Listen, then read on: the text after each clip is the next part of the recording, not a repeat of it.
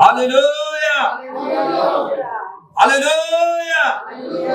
আসুন আমরা উঠে দাঁড়াই, কারণ হালেলুয়া ঈশ্বরীয় বিষয়, স্বর্গীয় বিষয় আমরা বিশেষভাবে প্রকাশ করি। সমস্ত শক্তি দিয়ে আমরা বলি হালেলুয়া। আমরা 7 বার বলবো hallelujah, hallelujah, hallelujah, hallelujah, hallelujah, hallelujah, hallelujah. Amen. প্রভু আমাদের আশীর্বাদ করুন যিশু নামে। আমেন। আপনারা কি প্রভুর ঘরে এসে আপনারা আনন্দিত? আপনারা প্রকাশ করবেন প্রভু শুনতে চান? আমরা কি আনন্দিত? প্রভু আমাদের আশীর্বাদ করুন যিশু নামে।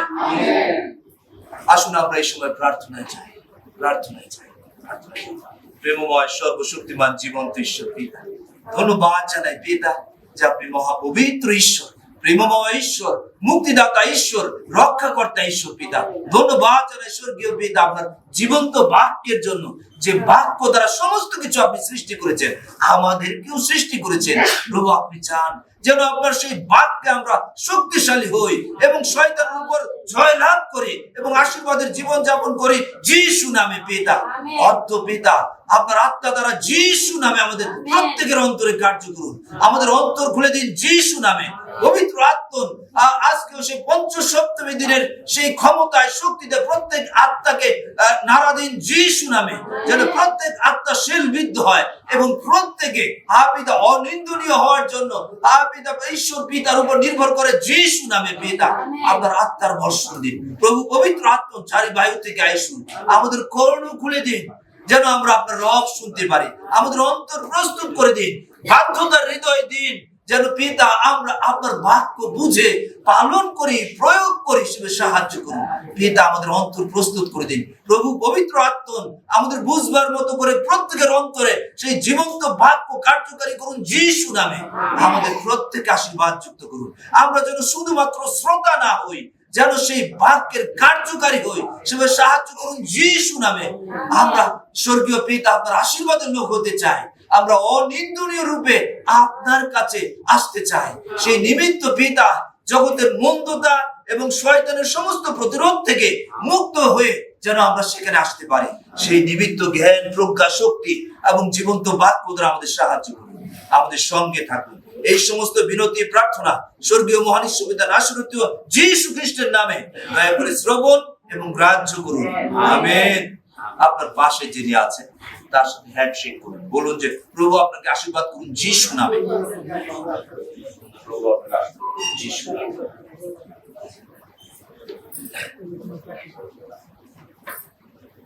আপনারা আশীর্বাদের বললে আমরা বসবেন, আপনারা বসবেন।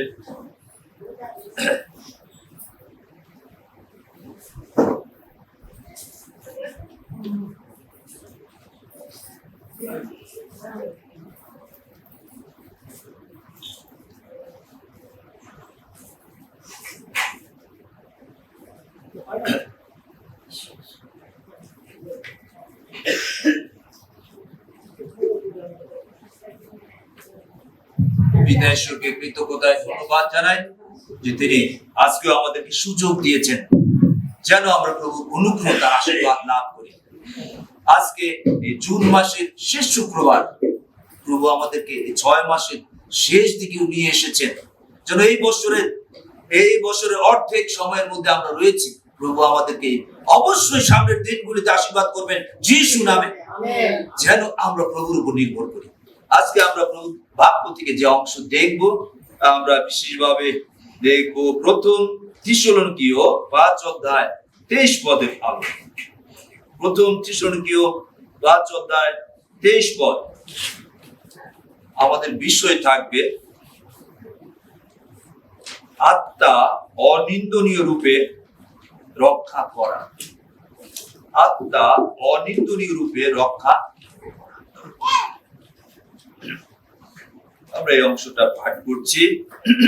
প্রথম থিসলনিকীয় 5 অধ্যায় 23 পদে এই কথা আছে, আর শান্তির ঈশ্বর আপনি তোমাদেরকে সর্বতভাবে পবিত্র করুন এবং তোমাদের অবিকল আত্মা, প্রাণ ও দেহ আমাদের প্রভু যীশু খ্রিস্টের আগমন কালে অনিন্দনীয় রূপে রক্ষিত হোক। আমেন। খুবই সাংঘাতিক কথা, একটু চিন্তা করতে হবে। আমাদের জন্য এই কথা বলা হচ্ছে। যীশু খ্রিস্ট আবার আসবেন। আপনারা বিশ্বাস করেন যীশু আবার আসবেন? আমরা 100% বিশ্বাস করি তিনি জীবিত, তিনি আবার আসবেন, দ্বিতীয় আগমন করবেন। সেই দিন তিনি দয়া নিয়ে আসবেন না, তিনি দয়ার কাজ করে গেছেন। তিনি এই জগতের স্বর্গের সিংহাসন ছেড়ে তিনি এই জগতে মাংসময় দেহ নিয়ে এই জগতে এসেছেন আমাদের বাঁচানোর জন্য, আমাদের মুক্তির মূল্য, আমাদের পাপ ক্ষমা করার জন্য, আমাদের পাপের শাস্তি তিনি ক্রুশে নিয়েছেন, যেন আমরা সেই যীশু খ্রিস্টের উপর বিশ্বাসে আমরা যেন পাপ থেকে মুক্ত হই, আমরা ঈশ্বরের সন্তান হই, সুযোগ পাই স্বর্গে যাওয়ার।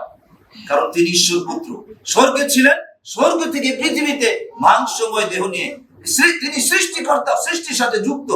যোহন 1:1-3 পড়ে। তাকে ছাড়া কোনো কিছু সৃষ্টি হয় নাই, তিনি সৃষ্টিকর্তা। কিন্তু এই মানুষকে তিনি সৃষ্টি করেছেন, তারপরে তিনি এই মানুষের দেহ নিয়ে জগতে আসলেন।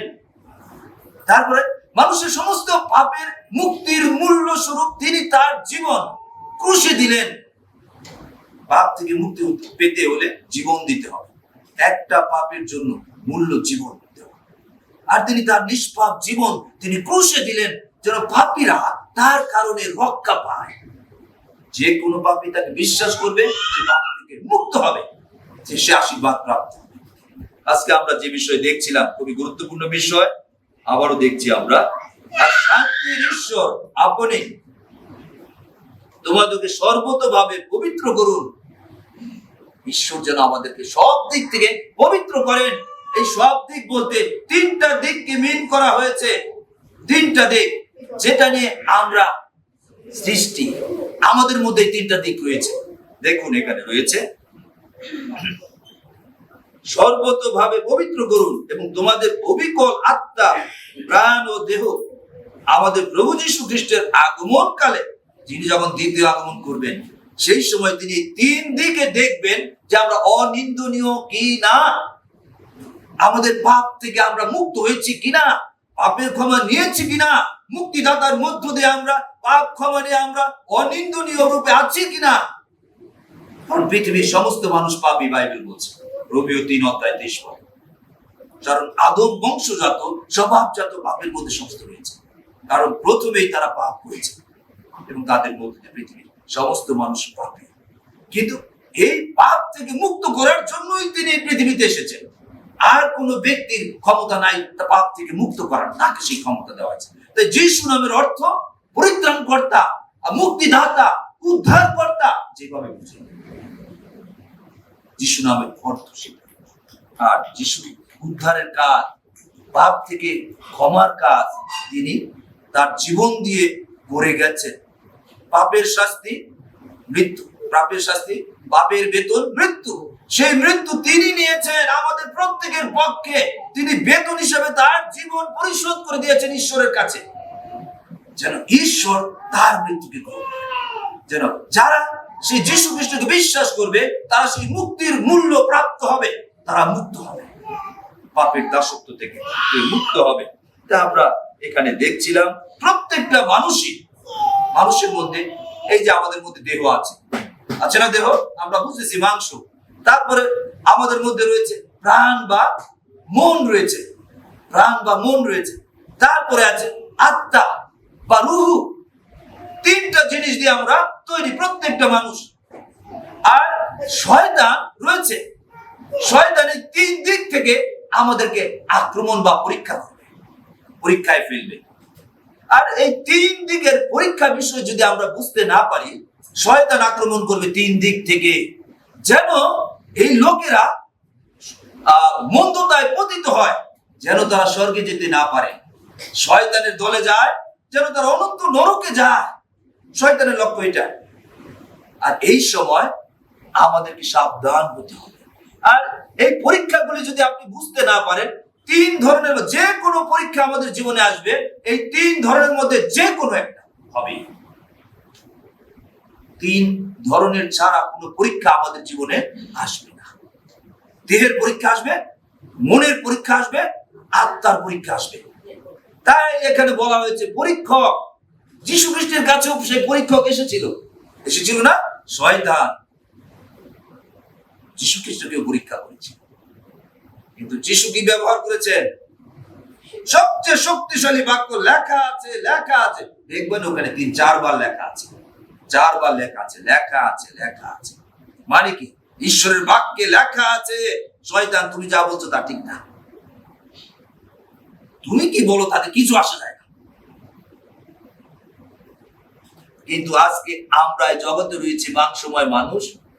শয়তান টাকা পয়সা, গাড়ি বাড়ি, সহায় সম্পদ ইত্যাদির মধ্য দিয়ে আসবে, এই মাংসের মধ্য দিয়ে আসবে পরীক্ষা করার জন্য, মন্দতায় পতিত করার জন্য, যেন আমরা নিন্দনীয় হই, অনিন্দনীয় না থাকি। কারণ আপনি নিষ্পাপ হলেই আপনি শুধু স্বর্গে যেতে পারবেন, আর নিষ্পাপ মানে অনিন্দনীয়। আর যিশুর মধ্য দিয়ে এই অনিন্দনীয় আমরা হতে পারি। এবং তারপরে আরো অনেক কথা আছে। যাই হোক, আমরা আজকে দেখছি যে 3 ধরনের পরীক্ষা আমাদের জীবনে আসবে: দেহের পরীক্ষা, মনের পরীক্ষা, আত্মার পরীক্ষা। পরীক্ষা করা আমাদের, যুদ্ধ করা আমাদের দায়িত্ব। এটা একটা যুদ্ধ, আত্মিক যুদ্ধ। এই জন্ম থেকে, এই জগৎ থেকে চলে যাওয়ার আগ পর্যন্ত এই যুদ্ধ চলতে থাকে। তার এই আত্মিক যুদ্ধ বিষয়ে যারা পারদর্শী না, তারা আত্মিক যুদ্ধে তারা পরাজিত হবে এবং শয়তানের দলে তারা যাবে। তাই এই যুদ্ধ সম্বন্ধে ভালোভাবে বুঝতে হবে। এই যুদ্ধে কখন কি অস্ত্র ব্যবহার করতে হবে, এটা জগতের যুদ্ধ না, আত্মিক যুদ্ধ, আত্মার যুদ্ধ। আত্মা একদিকে রয়েছে ঈশ্বরের আত্মা, আরেকদিকে রয়েছে মন্দ আত্মা, শয়তানের আত্মা। ঈশ্বরের আত্মা আমাদেরকে অতি উত্তম রূপে সৃষ্টি করেছেন, তিনি চান আমরা যেন সবাই তার কাছে আসি। কিন্তু শয়তানের আত্মা চায় যে না, এইটা হইতে দিব না, আমার যত বেশি সম্ভব লোককে আমি এই জগতের টাকা পয়সা, গাড়ি বাড়ি, নারী, সহায় সম্পদ, এই মন্দতার মধ্য দিয়ে আমার তলে নিতে পারি, যাদেরকে আমি সেই নরকে নিতে পারি। এটা শয়তানের লক্ষ্য রয়েছে। তাই আমাদেরকে জানতে হবে যে এই পরীক্ষার সময় আমাদের কি কি করতে হবে। পরীক্ষা আসার সময় খুবই গুরুত্বপূর্ণ, এটা বাস্তব বিষয় আমরা বলছি, বিশেষভাবে মনে রাখতে হবে। খুবই গুরুত্বপূর্ণ 2টি বিষয়। এর মধ্যে আমাদেরকে বিশেষভাবে শক্তি এবং যুদ্ধ কৌশল আমাদের জানতে হবে। কারণ শয়তান খুব সুগঠিত, এরা ঘুমায় না, শয়তানের আত্মা ঘুমায় না, মানুষ ঘুমায়, দেহ আছে ঘুমায় যায়। শয়তান সবসময় জাগ্রত আছে, ঈশ্বরের আত্মাও জাগ্রত, এরা ঘুমায় না, এরা খুব সুগঠিত। এদের বিভিন্ন রকমের গ্রুপ অনুসারে লোক আছে, এদের মন্দ আত্মারা রয়েছে, বিশেষ বিশেষ মন্দ আত্মারা রয়েছে। আর এর জন্য আমাদের প্রয়োজন রয়েছে শক্তি এবং যুদ্ধ কৌশল। শক্তি থাকতে হবে এবং যুদ্ধ কৌশলগুলি আমাদের জানতে হবে। এই শক্তি বলতে খ্রিস্টানদের অন্তরে বাস করা পবিত্র আত্মার ক্ষমতাকে ব্যবহার করা। যারা খ্রিস্টকে জীবন দিয়েছে, তাদের জীবনে পবিত্র আত্মা, সেই পবিত্র আত্মার ক্ষমতাকে ব্যবহার করা এবং যুদ্ধ কৌশলগুলি ভালোভাবে জানা। আর যদি আমরা একটা ফেল করি, আমরা পরাজিত। যেমন ধরেন, অনেক শক্তি এবং যুদ্ধ কৌশল জানা থাকলেও যদি আমি সঠিকভাবে সেটি পরিচালনা দিতে না পারি, আমি হেরে যাব। একজন নৌবাহিনীর কথা আমরা চিন্তা করি। নৌবাহিনীর প্রধান, তিনি তার জাহাজে বিশেষভাবে দাঁড়িয়ে আছেন, অহংকার নিয়ে দাঁড়িয়ে আছেন। আর তিনি দেখলেন যে উপর থেকে শত্রু পক্ষ সেই বিমান থেকে আক্রমণ করছে, আর তিনি নির্ভীক ভাবে, অহংকার নিয়ে, তার সমস্ত কিছু রয়েছে, সব ব্যবস্থা তার মধ্যে রয়েছে, শক্তি রয়েছে, যুদ্ধ কৌশল সব রয়েছে, কিন্তু তিনি কি করলেন? তিনি ভুল সিদ্ধান্ত দিলেন যে টর্পেডো দিয়ে আঘাত করো, বিমান থেকে আক্রমণ করা হচ্ছে উপর থেকে।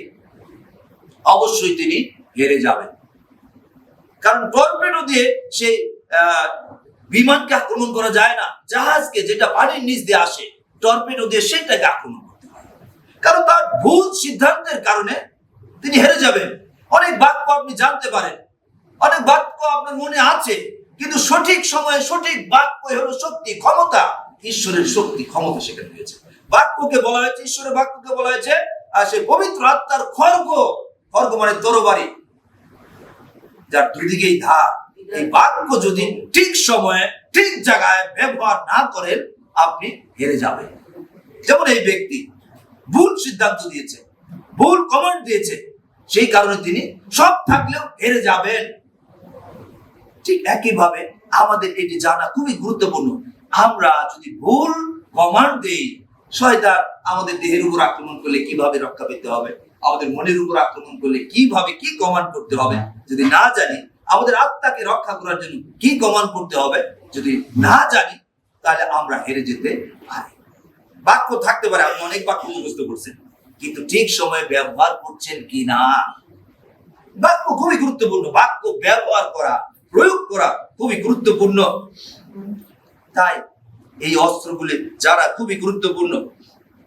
তা আমরা যদি দেখি যে বাইবেল পাঠ করলে আমরা দেখতে পারি যে দিয়াবল বা শয়তান সরাসরি আমাদের আত্মাকে আক্রমণ করে। আজকে আত্মার বিষয় আমরা বলবো, আমি 3 দিকে যাব না। আত্মার বিষয়, কিভাবে আত্মিকভাবে আমরা রক্ষা পেতে পারি। পরে প্রভু সুযোগ দিলে হয়তো আমরা মনের বিষয় বলবো এবং দেহের বিষয় বলবো।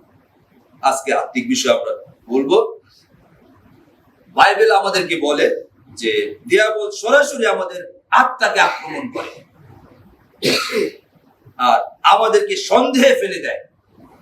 আর জগৎ আমাদের স্বাভাবিকভাবে আমাদের মনকে আক্রমণ করে, যার কারণে আমরা অনেক টাকা চাই, অনেক জিনিস কিনতে চাই, সহায় সম্পদ 5 পুরুষ 7 পুরুষের জন্য আমরা করতে চাই। কিন্তু এটাও জানি যে কিছুদিন পরে তাকে এই জগৎ ছেড়ে চলে যেতে হবে, তাকে মরে যেতে হবে। হ্যাঁ, কিন্তু এটা কি শয়তান তার মনকে আক্রমণ করেছে, তাই অনেক টাকা চায়, অনেক কিছু কিনতে চায়, বাজারে গিয়ে সব কিনতে চায়, যা দেখে তাই কেনার জন্য পাগল হয়ে যায়।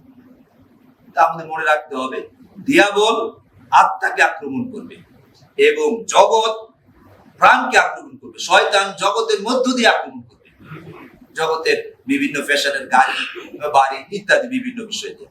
আর মানসিক স্বভাব আমাদের দেহকে আক্রমণ করবে। শয়তান এইগুলিকে ব্যবহার করবে যেন আমরা পাপে পতিত হই, যেন আমরা কলঙ্কিত হই, যেন স্বর্গে যেতে না পারি। যিশু যখন আসবেন, যিশু বলবে, আমি সর্বোচ্চ মূল্য দিয়েছি, আমি ঈশ্বর হয়েও এই জগতে এসে তোমাদের পাপের জন্য আমি শাস্তি নিয়েছি, আমি মৃত্যুবরণ করেছি যেন তোমরা জীবন পাও। তোমরা আমার মৃত্যুকে কিভাবে দেখেছো? হালকা? ঈশ্বর পুত্র, তিনি ঈশ্বর, ইম্মানুয়েল। যিশু 7 অধ্যায় সেই 14 পদে রয়েছে, তিনি ইম্মানুয়েল, মানে আমাদের সঙ্গে ঈশ্বর। ঈশ্বর আমাদের সঙ্গে বসবাস করেছেন, স্বর্গীয় বিষয় বলেছেন, স্বর্গীয় পরাক্রম কার্য দেখিয়েছেন এবং আমাদের পক্ষে তিনি নিষ্পাপ হয়েও তিনি শাস্তি নিয়েছেন যেন আমরা রক্ষা পাই, যেন তার মধ্য দিয়ে স্বর্গে যেতে পারি। তাই তিনি আরো পরিষ্কার করে বলেছেন, আমি পথ, সত্য ও জীবন, আমার গিয়া না আসিলে কেহ পিতার নিকট আইসে না। ঈশ্বরের কাছে যেতে হলে যিশুই মাধ্যম, যিশুই পথ, যিশুর মধ্যে দিয়ে যেতে হবে। তিনি সত্য, তার মধ্যে জীবন রয়েছে। তাই প্রিয় ভাই বোন, শুধু শ্রোতা হিসেবে না শুনে এটা অন্তর দিয়ে শুনুন, অন্তরে রাখুন। আর কোন ব্যক্তি যিশুর মতো এই কথাগুলি বলার সাহস রাখে না, কারণ তারা স্বর্গ থেকে আসে নাই। যিশু স্বর্গে ছিলেন, স্বর্গ থেকে এসেছেন, মুক্তির মূল্য পরিশোধ করে তিনি আবার স্বর্গে উঠে গিয়েছেন 40 দিনের দিন। তিনি মৃত্যুবরণ করেছেন পাপীদের জন্য, কবরস্থ হয়েছেন, 3য় দিবসে তিনি পুনরুত্থিত হয়েছেন, 40 দিন পৃথিবীতে ছিলেন এবং চলতে চলতে গভীর কথাগুলি শিষ্যদেরকে বলতে বলতে তিনি উপর দিকে উঠতে থাকেন। তিনি সেই সিংহাসনে ঈশ্বরের দক্ষিণ পাশে বসে আছেন। তিনি যারা প্রকৃত বিশ্বাসী, যিশুকে বিশ্বাস করে, যিশু তুমি পাপীদের পাপ থেকে মুক্তির মূল্য, সেই জীবন তুমি দিয়েছো ক্রুশে, আমি তোমাকে বিশ্বাস করি, আমি একজন পাপী, আমার এই পাপ,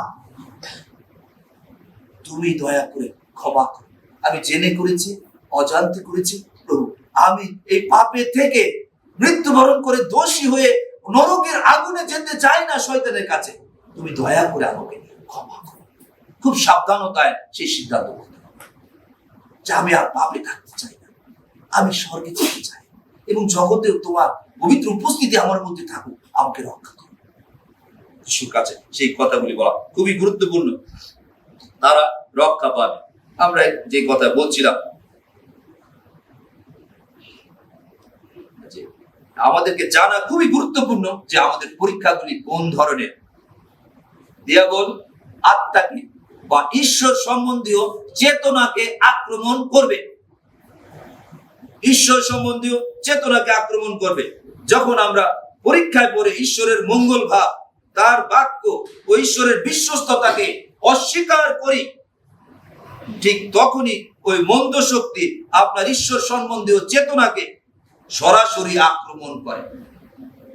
আবার বলছি, যখন আমরা পরীক্ষায় পড়ে, শয়তান বিভিন্ন রকমের রোগ, টেম্পটেশন, বিভিন্ন মন্দ পরীক্ষাগুলি আছে, পরীক্ষায় পড়ে ঈশ্বরের মঙ্গল ভাব, তার বাক্য ব্যবহার করি না, ভুলে গেলাম, বাক্য বাদ দিয়ে এখন নিজের সুবিধার কথা চিন্তা করছে, ঈশ্বরের বিশ্বস্ততাকে অস্বীকার করেন, ঠিক তখনই ওই মন্দ শক্তি আপনার ঈশ্বর সম্বন্ধীয় চেতনাকে সরাসরি আক্রমণ করে।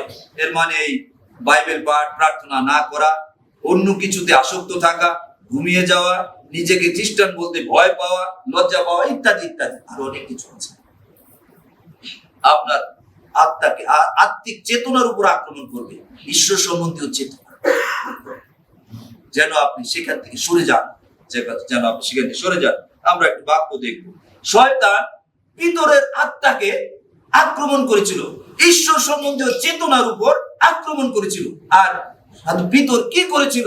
যখন যিশুকে ক্রুশের কাছে নিয়ে যাওয়া হয়েছে, পিতর পেছনে পেছনে এসেছিল না? আমরা যদি দেখতাম সেটা লুক 22 অধ্যায়, আমি একটু পড়তে চাই, আমরা লুক 22 অধ্যায়, সেখানে এই কথাগুলি আছে।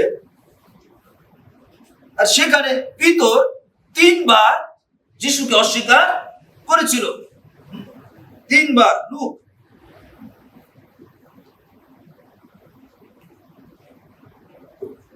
আপনার শুনলে এখানে কি আছে? পরে তাহারা তাহাকে ধরিয়া লইয়া গেল এবং মহাযাজকের বাটিতে আনিল। কারকে? যিশুকে মহাযাজকের বাটিতে নিয়ে গেল।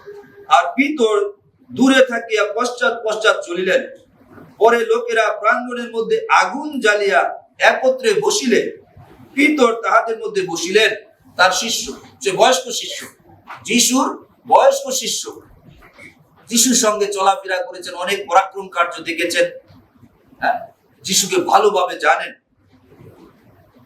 তিনি সেই আলোর কাছে বসিলে এক দাসী তাহাকে দেখিয়া তাহার দিকে একদৃষ্টে চাহিয়া বলিল, এই ব্যক্তিও উহার সঙ্গে ছিল। একজন মহিলা তাকে বলল যে এই ব্যক্তির উনার সঙ্গে ছিল। কিন্তু তিনি অস্বীকার করিয়া কহিলেন, না নারী, আমি তাহাকে চিনি না। প্রথমবার তিনি কি করছেন? অস্বীকার করছে, না নারী, আমি তাকে চিনি না। যে ওই মহিলা বলছিল উনি ওই যিশুর সঙ্গে ছিলেন, কারণ যিশুকে ক্রুশে দেওয়ার বিষয় রয়েছে এখন, তাই সেও খুব ভয় পেয়ে গেলেন। কি করলেন? অস্বীকার করলেন। তার সরাসরি তার আত্মিক চেতনার উপর, যিশু খ্রিস্ট সম্বন্ধীয় চেতনার উপর আক্রমণ করা হয়েছে শয়তান। সে কি করেছে? অস্বীকার করেছে, তার শিষ্য প্রথমবার। একটু পরে আর একজন তাহাকে দেখিয়া বলিল, তুমিও তাহাদের একজন। পিতর কহিলেন, ওহে, আমি নই। একটু পরে আরেকজন লোক জিজ্ঞেস করলেন, হ্যাঁ, তুমিও তাদের একজন, তুমি তাদের সঙ্গে ছিলে? আরে না, আমি তাদের লোক না। অস্বীকার করছে দ্বিতীয়বার। তৃতীয়বার এখন দেখেন, ঘন্টা খানেক পরে একজন দৃঢ়রূপে বলিল, সত্য, এই ব্যক্তিও তাহার সঙ্গে ছিল, কেননা এ গালিলীয় লোক। পিতর কহিলেন, ওহে, তুমি কি বলিতেছ আমি বুঝিতে পারি না। তিনি কথা বলিতেছেন, আর অমনি মোরগ ডাকিয়া উঠিল। তিনি কথা বলতেছেন যে হ্যাঁ, সেখানে তৃতীয়বার সে কি বললো? তুমি কি বলতেছ আমি বুঝি না, আমি তাকে চিনি না। যিশু তার ক্রুশীয় মৃত্যুর অনেক আগেই তিনি বলেছিলেন, তুমি আমাকে 3 বার অস্বীকার করবে। যিশু আগে বলে দিয়েছিলেন।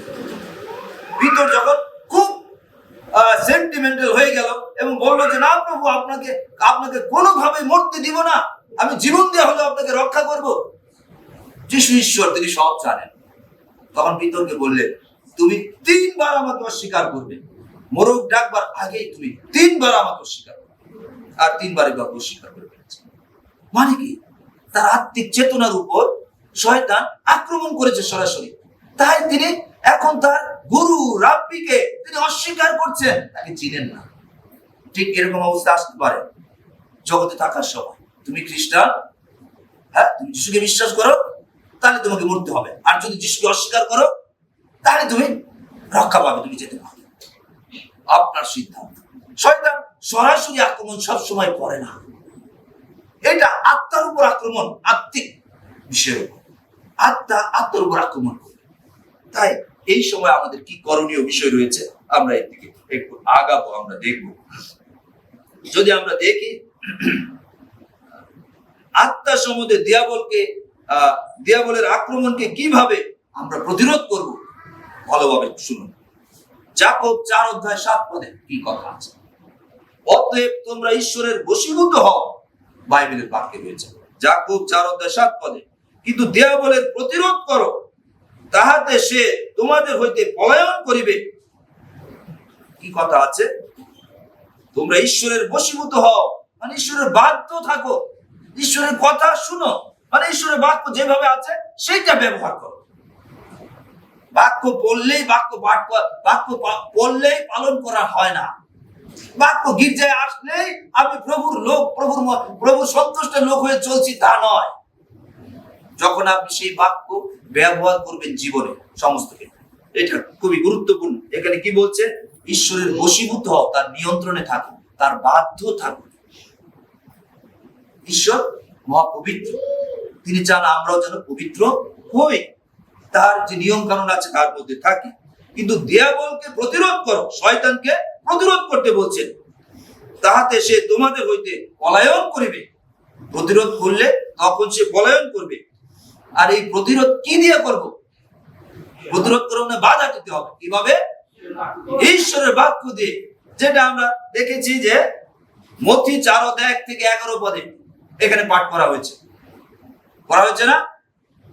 যিশুর কাছে 3 বার পরীক্ষা এসেছে। 40 দিন উপবাস করার পরে যিশু সেই প্রান্তরে ছিলেন, আর সেই শয়তান তাকে পরীক্ষা করার জন্য এসেছে। প্রথম পরীক্ষা কি ছিল? তুমি যদি ঈশ্বরের পুত্র হও, তাহলে না বলো, পাথরগুলি যেন রুটি হয়ে যায়। তোমার পেটে অনেক খিদা আছে, পাথরগুলি যেন রুটি হয়ে যায়, যেন তুমি সেটা খেতে পারো। যিশুকে এই কথা বলছেন। তখন যিশু কি বলছেন? লেখা আছে। মানে তিনি ঈশ্বরের বাক্য তুলে ধরেছেন, লেখা আছে, এই কথা তিনি বলেছেন। সেখানে দেখলেও আমরা দেখতে পারি সেটা আছে। যিশু কোন জায়গার বাক্য তুলে ধরেছেন? আমরা যদি দেখতাম, সেখানে আছে 2 বিবরণ 6:16 তিনি তুলে ধরেছেন। 2 বিবরণ 6:16 পুরাতন নিয়মে সেই তৌরাতের মুশির মধ্য দিয়ে যেটা দেওয়া হয়েছে সেটা তুলে ধরেছে। লেখা আছে, মনুষ্য কেবল রুটি দিয়ে বাঁচিবে না, ঈশ্বরের মুখ থেকে যে বাক্য আসবে সেটাতে বাঁচবে। বুঝেছি? তিনি কি বলছেন? ঈশ্বরের বাক্যে এটা লেখা আছে।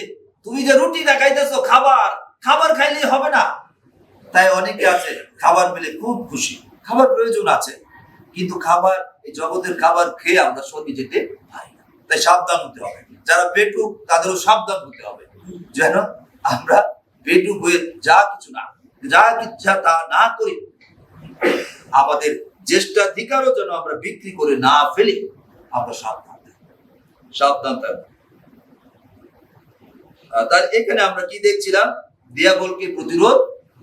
তিনি যিশু কিভাবে প্রতিরোধ করেছেন? বাক্য, কিতাবের সেই বয়ান, কিতাবের সেই বাক্য দ্বারা তিনি ব্যবহার করেছেন, যে বাইবেলে এই লেখা আছে।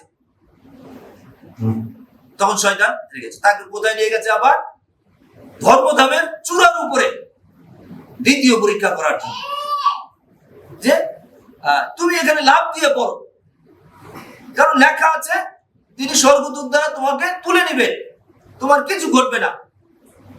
যিশু কি বলছে? শয়তানের কথায় সাথে সাথে লাভ দিয়েছে? শয়তানের ভিতরে রয়েছে সমস্ত মন্দতা, তিনি বাক্য দিয়ে আপনাকে ঘায়েল করতে চাইবে।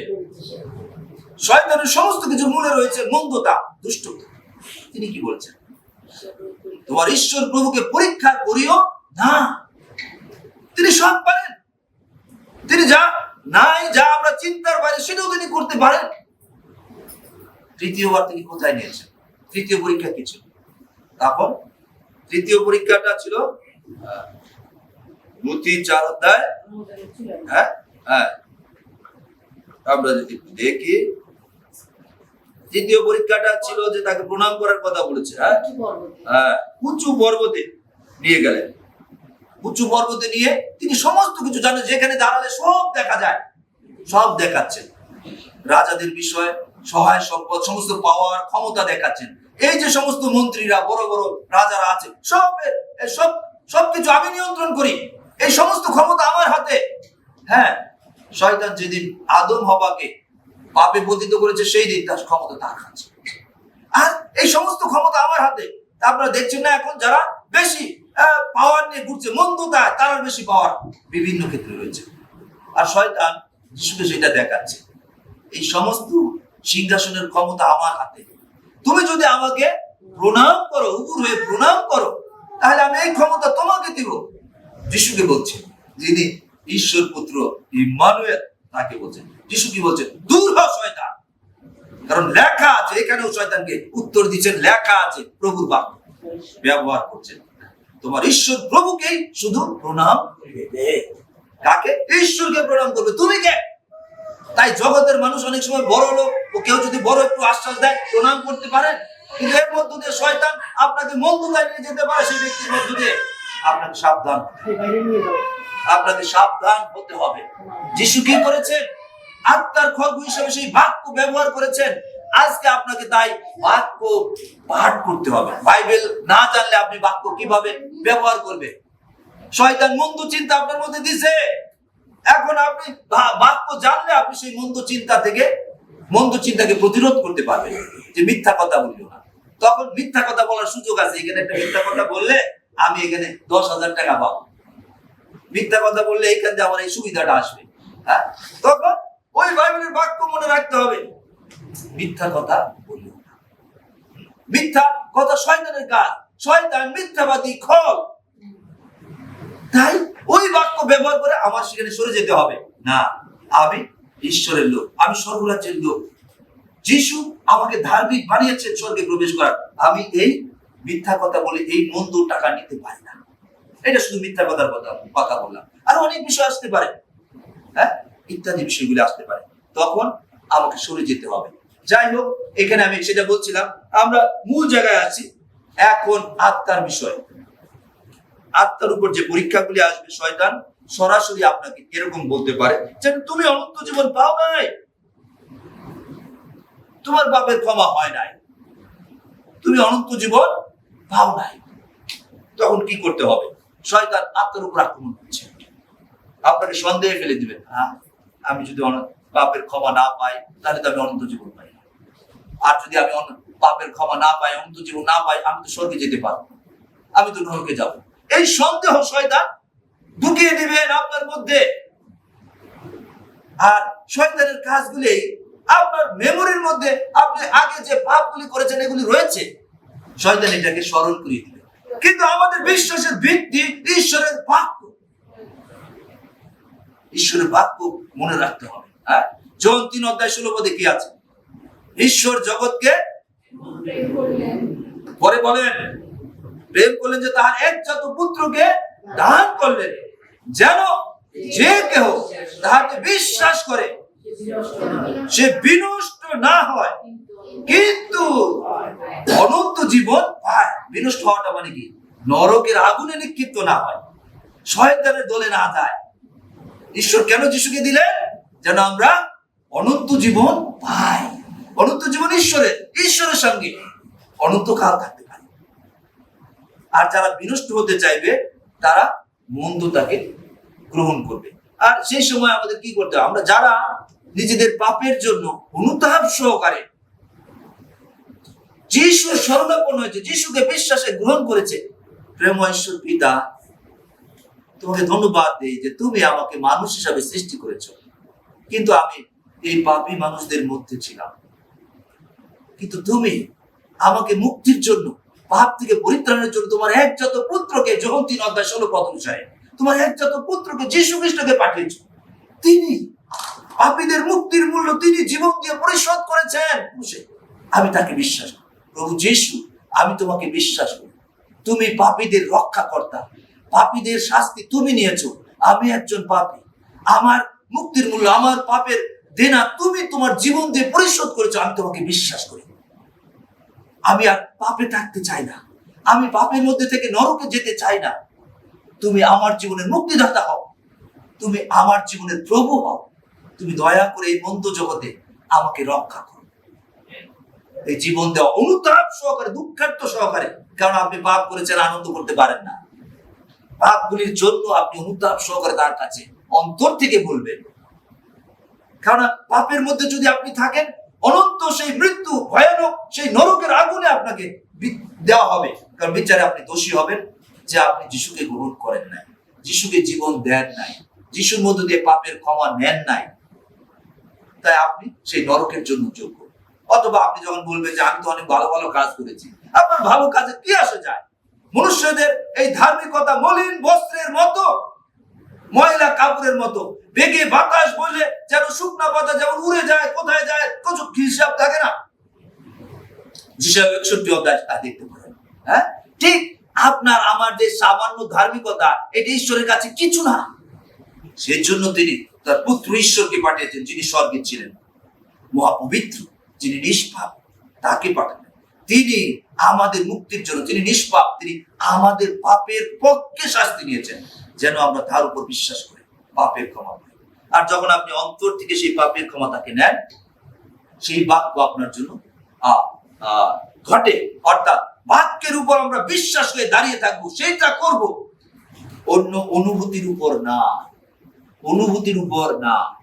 বাক্য আপনি সে যেভাবে বলেছে, আপনি অন্তর থেকে সেইভাবে করেছেন, বিশ্বাস করেছেন, আপনার জন্য তা ঘটেছে যিশু নামে।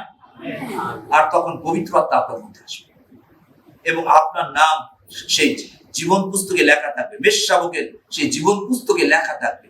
আপনি স্বর্গে যাবেন এবং পবিত্র আত্মা আপনার মধ্যে আসবে। পবিত্র আত্মা আপনার মধ্যে তখন সচল থাকবে, স্মরণ করিয়ে দিবে এইটা পাপ, এটা ঠিক না।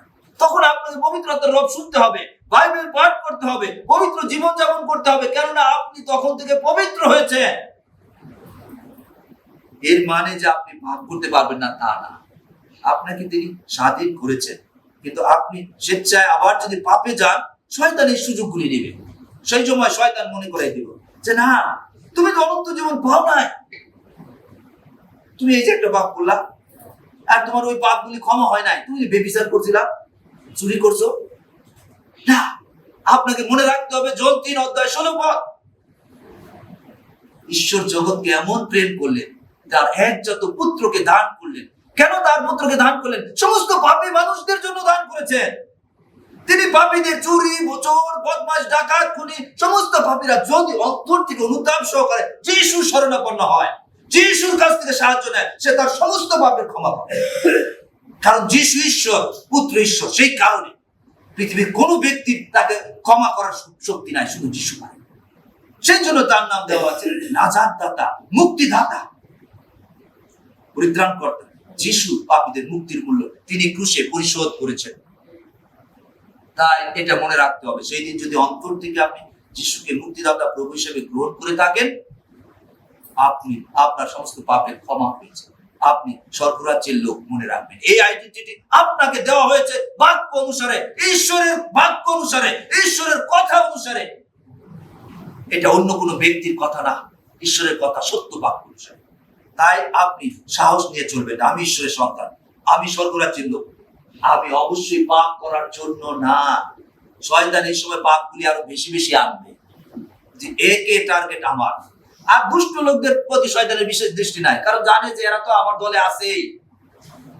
আসল খ্রিস্টান যে জীবন দিয়েছে যিশুকে, তার প্রতি শয়তানের বিশেষ লক্ষ্য, যে একে কিভাবে প্রভুর কাছ থেকে সরিয়ে আনতে পারে, আমার দলে নিতে পারে। তাই সাবধান থাকতে হবে। এই সময় কি করতে হবে প্রতিরোধ করার জন্য? আপনার আত্মার উপর আক্রমণ করেছে যে তুমি অনন্ত জীবন পাও নাই, তুমি পরমাত্মা ঈশ্বরের কাছে যেতে পারবে না। তখন কি করতে হবে? বাক্য ব্যবহার করতে হবে। কি? জন 5:24 ব্যবহার করুন। যিশু কি বলছেন? সত্য সত্য আমি তোমাদেরকে বলিতেছি যে ঈশ্বরে বিশ্বাস করে এবং আমার কথা শুনে সে অনন্ত জীবন প্রাপ্ত হইয়াছে। হইবে বলে নাই, হইয়াছিল বলে নাই, প্রাপ্ত হইয়াছে। তাকে বিচারে আনিত হয় না, সে বিচারে যাবে না, কারণ সে যিশুর মধ্যে দিয়ে পাপের ক্ষমা পেয়েছে। যিশু তার পাপের শাস্তি যিশু ক্রুশে পরিশোধ করেছেন এবং সে যিশুতে এখন জগতে থাকার সময় চলছে। যিশুর শিক্ষা বাক্য অনুসারে যিশুর সাথে যুক্ত থাকছে, চলতে চলতে প্রার্থনা করছে, চলতে চলতে প্রভু প্রশংসা করছে এবং পাপ বিষয় আসলে যিশুর নামে সেই বাক্য দ্বারা ধমক দিচ্ছে, সেখান থেকে ঘুরে যাচ্ছে। প্রভু যাতে সন্তুষ্ট সেই পবিত্র পথে সে চলছে, তাই সে সদরাচ্ছে। তাই আপনাকে মনে রাখতে হবে, শয়তানকে সেই সময় সেই বাক্য স্মরণ করিয়ে দিতে হবে, তার মুখে সেই বাক্য দ্বারা আঘাত করতে হবে। দূর হ শয়তান। যোহন 5:24 এই কথা রয়েছে। যারা যিশুকে যোহন 3:16 আছে, তার পুত্রকে যে বিশ্বাস করবে সে অনন্ত জীবন প্রাপ্ত হয়েছে। হ্যাঁ, এবং যিশু কি বলছে? আমি পথ সত্য জীবন, আমাদের না আসলে কেউ পিতার নিকট আইসে না। সেই সত্য যিশুকে আমি বিশ্বাস করেছি, আমি ঈশ্বরের সাথে যুক্ত। দূর হ শয়তান, আমি অনন্ত জীবন প্রাপ্ত, আমি স্বর্গের লোক, আমার নাম স্বর্গের খাতায় লেখা আছে। দূর হ শয়তান। এটা মনে রেখে দৃঢ়ভাবে চলতে হবে। আমি ধার্মিক, পবিত্র, যিশু আমাকে ধার্মিক বানিয়েছেন সেই বাক্য অনুসারে। এটা বিশেষভাবে আমাদের স্মরণ রাখতে হবে। আরো যদি বলেন, আরো আপনি বাক্য ব্যবহার করতে পারেন। প্রথম যোহন 5:11-12 ঈশ্বর অনন্ত জীবন দেন, আর ঈশ্বর এই অনন্ত জীবন তার পুত্রের মধ্য দিয়ে দিয়েছেন। পুত্রকে যে পাইয়াছে সে সেই জীবন পাইয়াছে, অর্থাৎ পুত্রকে যে বিশ্বাসে গ্রহণ করেছে তার মুক্তিদাতা প্রভু হিসাবে। প্রভু হিসাবে গ্রহণ করলে প্রভুর কথা পালন করতে হবে। প্রভুর কথা বাইবেলে রয়েছে, আর সেই বাক্য অনুসারে পবিত্র আত্মা স্মরণ করিয়ে দিবেন, সেই অনুসারে সে চলবে। দুষ্ট মন্দ লোকদের কথা অনুসারে চলবে না। হ্যাঁ, তারা সাবধানে থাকবে, যিশুতে জীবন যাপন করবে, তারা পাপের সাথে যুক্ত থাকবে না। আর আরো যদি আপনারা বলতে পারেন, প্রেরিত 4:12 হ্যাঁ, আকাশের নিচে মনুষ্যদের মধ্যে এমন আর কোন নাম নাই যে নামে আমরা পরিত্রাণ পেতে পারি। আকাশের নিচে একটাই নাম, যীশু খ্রিস্ট। ঈশ্বর পিতা তাকে দিয়েছেন, যে নামের দ্বারা আমরা পরিত্রাণ পাই, পাপের ক্ষমা পাই, স্বর্গে যাওয়ার নিশ্চয়তা পাই। এটা আপনাকে জানতে হবে বাক্যগুলি, সেই বাক্যগুলি তখন ব্যবহার করতে হবে। আরো আরো আরো ব্যবহার করতে পারেন। প্রথম যোহন 1:7 তাহার পুত্র যিশুর রক্তে আমার সমস্ত পাপের ক্ষমা হয়েছে। দূর হ শয়তান। যখন শয়তান মনে করাই দিবে যে না, তুমি তো আরো 5 বছর আগে এই বেবিচার করছো, ওই চুরি করছো, ইত্যাদি খারাপ কাজ করছো, ঘুষ খাইছো, তখন স্মরণ করে দিবে আমি যিশুর কাছে সব অনুতাপ সহকারে স্বীকার করেছি, যিশুর কাছে তুলে দিয়েছি আমার পাপের বোঝা। যিশু আমার সমস্ত পাপ নিয়ে তিনি ক্রুশারোপিত হয়েছেন, তিনি কবরস্থ হয়েছেন, কবরে সব রেখে তিনি পুনরুত্থিত হয়েছেন। আমি যিশুর সাথে যুক্ত, আমি স্বর্গরাজ্যে। দূর হ শয়তান। শয়তান যিশুর কাছে এসেছিল 3 ধরনের পরীক্ষা নিয়ে। যিশু কি করেছেন? বাক্যের উপর তিনি দাঁড়িয়ে আছেন। তাই বাক্য জানতে হবে, নাহলে আপনি কি দিয়া শয়তান আপনার এই জগতের চালাকি চাতুরির বাক্য শুনবে না, শুধু ঈশ্বরের বাক্যকে শয়তান ভয় করে মানবে, তখন চলে যাবে। আর এই বাক্য দ্বারা আপনি ফিরলে আপনি রক্ষা পাবেন। খুবই গুরুত্বপূর্ণ। আর মধ্যে 28:18 আমি অনেক সময় বলি, আপনারা জানেন যিশুর কাছে কি ক্ষমতা রয়েছে? স্বর্গের এবং পৃথিবীর সমস্ত কর্তৃত্ব যিশুর কাছে। যিশু আমার মুক্তিদাতা প্রভু। দূর হ শয়তান। যিশু নামে আমি তোমাকে প্রতিরোধ করি। আর এটা শুধু এই ক্ষেত্রেই না, বিভিন্ন ক্ষেত্রে বাক্য ব্যবহার করতে হবে। কোন বাক্য? ঈশ্বরের বাক্য। যিশুর কথাগুলি ব্যবহার করে মন্দতা থেকে জয়লাভ করতে হবে। মন্দতায় যুক্ত হওয়া যাবে না। মন্দ সুবিধা থাকতে পারে, কিন্তু আমি সেটা ত্যাগ করব। তাই আমাদেরকে প্রচুর রূপে প্রভুর বাক্য জানতে হবে। যেটা আছে গীত সংহিতা 119:11 আছে। হ্যাঁ, গীত সংহিতা 119:11 আছে। তোমার বচন আমি হৃদয়ের মধ্যে সঞ্চয় করিয়াছি, যেন তোমার বিরুদ্ধে পাপ না করি। সাধু দাউদ, বাদশাহ দাউদ এই কথা বলছেন, তোমার বচন মানে বাক্য, ঈশ্বরের বাক্য, কালাম আমি হৃদয়ের মধ্যে রেখেছি। হৃদয়ের মধ্যে কিভাবে রাখে? মুখস্থ করে, ধ্যান করে বাক্য নিয়ে, তারপরে মনের মধ্যে থাকে, যেন আমি তোমার বিরুদ্ধে পাপ না করি। তাই পাপ বিষয় যখন সামনে এসেছে তখন তিনি সেখান থেকে সরে যাবেন এই বাক্য ব্যবহার করে। এইটাই বাক্য, এই বাক্যকে বলা হচ্ছে ঈশ্বরের সেই পবিত্র আত্মার খড়গ। এই বাক্য ব্যবহার করতে হবে শয়তানের কাছে। তাই আমাদের প্রভু আমাদের প্রত্যেককে আশীর্বাদ করুন যিশু নামে, আমেন। তাই এই বাক্য মনে রাখতে, বাইবেল পাঠ করতে হবে সবসময় 119-11 পর, সেটা ব্যবহার করতে হবে যেন আমরা আশীর্বাদ প্রাপ্ত। প্রিয় ভাই বোনেরা, আজকে আমরা যে কথা বলছি এটা খুবই গুরুত্বপূর্ণ। যদি আমার আত্মা, যদি আমরা আত্মিকভাবে শুদ্ধ পবিত্র না হই, যিশুকে বিশ্বাসে গ্রহণ না করি, সেই আত্মা, আমার আত্মা পবিত্র হবে না। আমার আত্মার মধ্যে পবিত্র আত্মা আসলে পবিত্র থাকবে, তখন আমি সেই স্বর্গধামে থাকবো। এই বিষয় 1 অধ্যায় 13-14 সেটা আছে। এই পবিত্র আত্মা আমাদের স্বর্গে যাওয়ার মুদ্রাঙ্ক, চিহ্ন, সিল। যখন আপনি অন্তর থেকে যিশুকে জীবন দিবেন, পাপ সম্বন্ধে জেনে বুঝে পাপের জন্য অনুতাপ দুঃখার্থ হয়ে যিশুর কাছ থেকে ক্ষমা নেবেন, যিশুকে বলবেন, প্রভু যিশু, আমি তোমাকে প্রভু হিসাবে মানি, আমার সমস্ত পাপ এই শাস্তি তুমি নিয়েছো, আমি তোমাকে বিশ্বাস করি, তুমি আমার জন্য ক্রুশে মরেছো, আমি তোমাকে বিশ্বাস করি, তুমি আমার মুক্তিদাতা, আমি আর পাপে থাকবো, দয়া করে আমার প্রতি দয়া করো, ক্ষমা করো। আসুন আমরা উঠে দাঁড়াই, আসুন উঠে দাঁড়াই। আত্মিকভাবে শুদ্ধ থাকার জন্য সেই বাক্য ব্যবহার করতে হবে। তাই বাইবেল পাঠ করার জন্য আপনি প্রার্থনা, আসুন উঠে দাঁড়ায় আপনি প্রার্থনা করুন, প্রভু আমি অনন্ত জীবন চাই, আমি আত্মিকভাবে স্বর্গে যেতে চাই, কিন্তু আমার মধ্যে অনেক পাপ অযোগ্যতা রয়েছে, আমি আমার জীবন যিশুকে দেই নাই, যিশুকে ব্যক্তি জীবনে মুক্তিদাতা প্রভু হিসেবে গ্রহণ করি নাই। প্রভু যিশু, আমার প্রতি দয়া করো, আমাকে ক্ষমা করো, আমার এই পাপ, আপনার যে পাপ থাকে আপনি যিশুর কাছে স্বীকার করুন, যিশুর কাছে স্বীকার করুন, ক্ষমা চান, অনুতাপ সহকারে ক্ষমা চান। আমি নরকে যেতে চাই, যেন আমি আত্মিকভাবে অনিন্দনীয় থাকি, যিশুর আগমনের সময় যেন যিশুর সঙ্গে স্বর্গধামে আমি যেতে পারি, যিশুর শ্রীমুখ দেখতে পারি। প্রভু আমাকে সাহায্য করুন। আপনি প্রার্থনা করুন। স্বর্গীয় মহান ঈশ্বর পিতা, দয়া করুন, আপনারা অন্তর থেকে আপনাদের পাপের জন্য অনুতাপ সহকারে যিশুর কাছে বলুন, প্রভু আমি এই পাপ করেছি, প্রভু যিশু আমাকে ক্ষমা করুন, দয়া করুন, ক্ষমা করুন। আপনি ক্ষমা করলে আমি ক্ষমা পাবো, আমি পাপ থেকে মুক্ত হব, স্বর্গে যেতে পারবো। প্রভু আমার নাম সেই জীবন পুস্তকে আপনি রাখুন। আমি যেন পাপে আর থাকতে চাই না, আমাকে দয়া করে রক্ষা করুন। আপনি জগতে আমার প্রভু হিসাবে আমার জীবনে কর্তৃত্ব করুন, আমাকে রক্ষা করুন, দয়া করুন। আপনি প্রার্থনা করুন। আপনার কথা খুবই গুরুত্বপূর্ণ। ব্যক্তিগতভাবে যিশুর কাছে বলতে হবে, কোন অন্য ব্যক্তি আপনাকে পরিত্রাণ দিতে পারবে না। প্রত্যেকের ব্যক্তিগতভাবে যিশুর কাছে বলতে হবে, যিশু আমি পাপী, আমি এই পাপ করেছি, প্রভু দয়া করে ক্ষমা করুন। আপনি সেই পাপগুলি কাউকে জানাই বলতে হবে না, আপনি সেই পাপগুলি অন্তর থেকে যিশুর কাছে স্বীকার করুন, ক্ষমা চান, যিশু আমাকে ক্ষমা করুন। আমি সেই নরকে যেতে চাই না, আমি নরক বিনষ্ট হতে চাই না, যিশু আমাকে ক্ষমা করুন, দয়া করুন। প্রভু প্রতিদিন আমি বাক্য পাঠ করতে চাই, প্রচুর বাক্য সঞ্চয় করতে চাই, যেন শয়তানের বিরুদ্ধে আমি দাঁড়াতে পারি। আপনার সেই আত্মার খড়গ জীবন্ত বাক্য ব্যবহার করতে চাই, যেন শয়তানকে প্রতিরোধ করতে পারি। প্রভু দাঁড়িয়ে থাকবে, সাহায্য করুন, দয়া করুন। প্রভু যিশু আপনি আমার জীবনে কর্তৃত্ব করুন, আপনি আমাদের সঙ্গে থাকুন। আপনি স্বর্গীয় পিতা, আমরা কৃতজ্ঞতায় ধন্যবাদ জানাই আপনার মহাপরিত্রাণের পরিকল্পনার জন্য। ধন্যবাদ জানাই প্রভু যিশু, আপনি দেহ নিয়ে আপনি কুমারী মরিয়মের মধ্যে দিয়ে পৃথিবীতে এসেছেন, এবং আপনি আপনার সেই দেহ এবং রক্ত সেই ক্রুশে আমাদের মুক্তির জন্য আপনি পাতিত করেছেন, যেন আমরা আপনাকে বিশ্বাস করি। আপনি আমাদের পাপের মূল্য আপনি জীবন দিয়ে পরিশোধ করেছেন। আপনার গুণে আমার সমস্ত পাপের ক্ষমা হয়েছে, আমি মুক্ত, আমি স্বর্গরাজ্যের লোক, আমার নাম স্বর্গের খাতায় লেখা হয়েছে। আমি ঈশ্বরের চোখে ধার্মিক, স্বর্গে প্রবেশ করব, আমি মন্দ কাজের জন্য নই।